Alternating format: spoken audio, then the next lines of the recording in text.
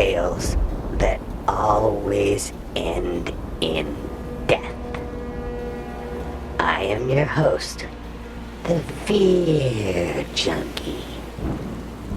This time, we have a short narrative about a lucky shrimp fisherman that catches a prehistoric creature straight from the pits of hell. Something that no one has ever seen before and never will again, because it chews up everything it comes in contact with. I like to call it extinct infection. As I sit here rotting away from the inside out, my attitude is about as bad as the stench emanating from the stump that was my left leg. This whole situation is as shitty as I smell. Let me tell you all about it. Just a couple of days, and an entire different lifetime ago, I was out on my boat running my shrimp pots like I do every season. This year it's been good. That's why I'm still working. And the weather's been so fair, I've been able to finish out the season running the boat solo. Good money, but bad idea. I was just finishing the day, loading the pots up to run them back to town. The last one at the rail. I loaded it on board like I've done countless times before, and I decided to just leave it up on top of the sorting table. There probably wasn't anything in it anyway. I started to secure the deck for the run back to town when the shrimp pot on the table started to clatter and move around from something that I couldn't see inside of it. I always wrap the web of my pots with burlap as to make a cozy little home for the shrimp that swim in it, and it keeps them from wanting to get out. The pot moved again with a thump. What the fuck? I ask it, but it doesn't answer. It just keeps thumping and trembling around. How the hell did a halibut get in you? I grab the bungee hook on the end of the drawstring and let it loose. Something big drops out of the pot onto the sorting table with a thud. Now what the fuck is that? As if in answer, the thing starts to thrash around on the tabletop, under the pot, like it's trying to climb out. I start forward to get a look at the thing, when it jumps up and smashes itself into the bottom of the shrimp pot, almost knocking it off the table. The table is big enough to hold several hundred pounds of shrimp, and even a halibut or two, but whatever hit the bottom of the shrimp pot didn't look like a halibut. Even though I only caught a glimpse of it, I was sure it wasn't a fish. I took a step towards the table to take a peek at it. Suddenly, it appears at the back corner of the table, like it's trying to climb it. What the fuck?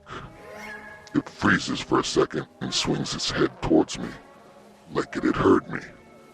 No fucking way, I whispered, and the thing doubled its efforts to climb over the table. Now the only thing I'm sure of is that I'd never seen anything like it in all my years of fishing.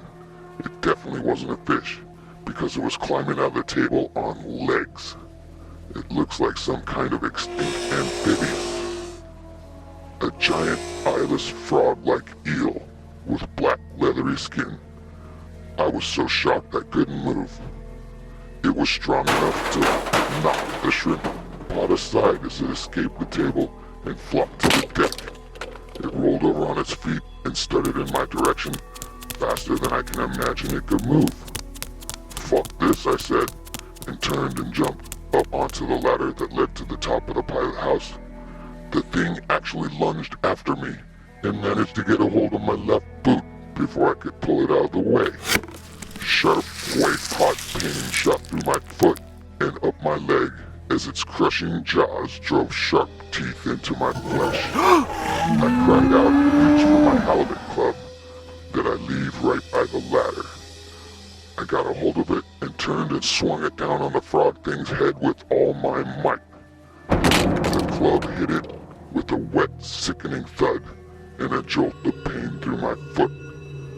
The creature cried out and released his hold, even as it vomited bile all over me. It fell back to the deck on its back, dazed. Now's my chance, I thought, and I jumped down from the ladder and stomped on the thing with all my weight. Rocks! Was the sound that came out of it, along with the rest of its puke. Take that, you ugly motherfucking piece of shit! I shouted each word as I stomped the fucking thing into the deck, and it convulsed in its death spasms.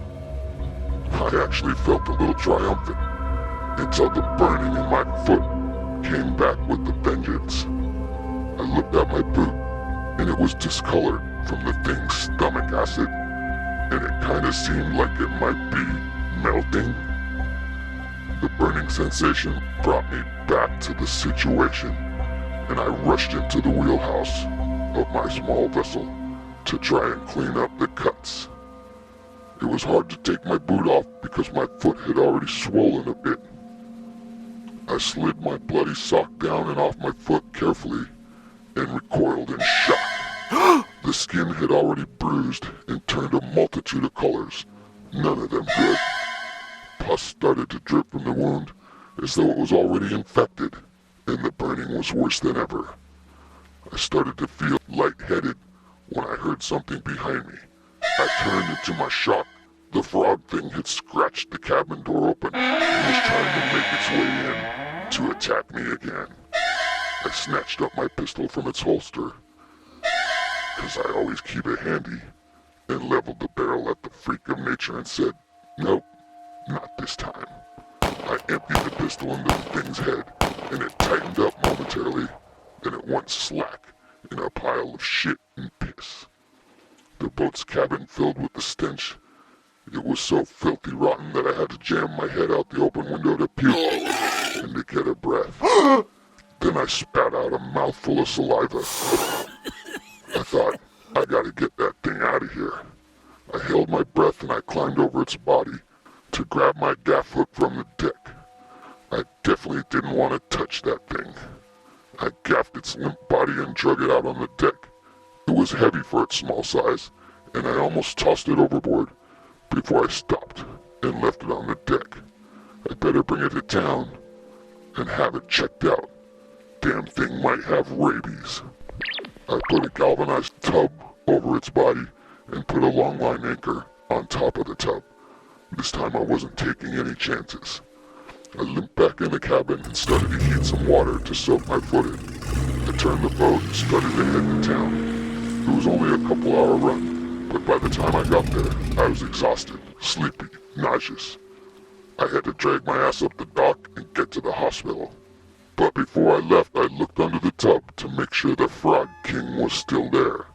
It was, so I headed up to my truck.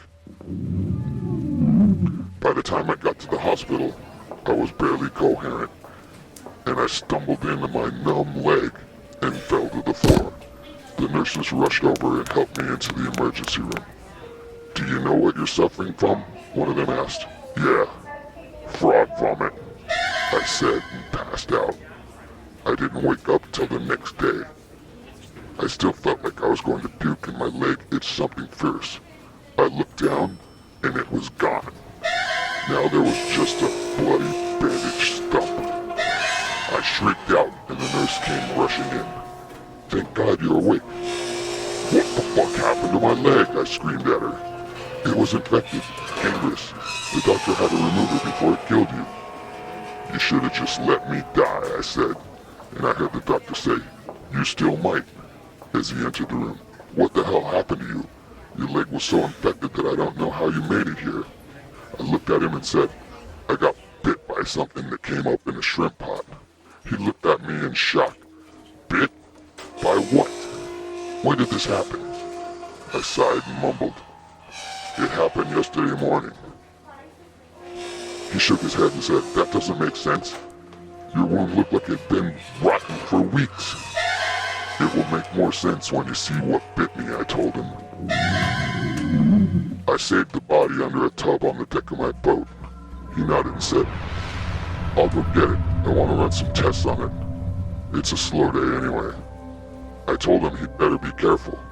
I shot it 6 times, but the thing is really tough. He waved his hand and left the room. That was the last time I saw him. I heard that he went down to the boat to get the thing, and it jumped out from under the tub and attacked him so fast that it bit his throat out and then disappeared into the water. Now I guess it's rampaging around town, spitting puke at everything that gets in its way. I know because the cop was just here. He told me all about it. He said that they might have to bring charges against me. And I said, fuck that, just shoot me now. Well, he left the room, and I yelled after him, at least leave your gun so I can do it myself. But he didn't listen. Oh well, I feel like I'm about ready to die anyway.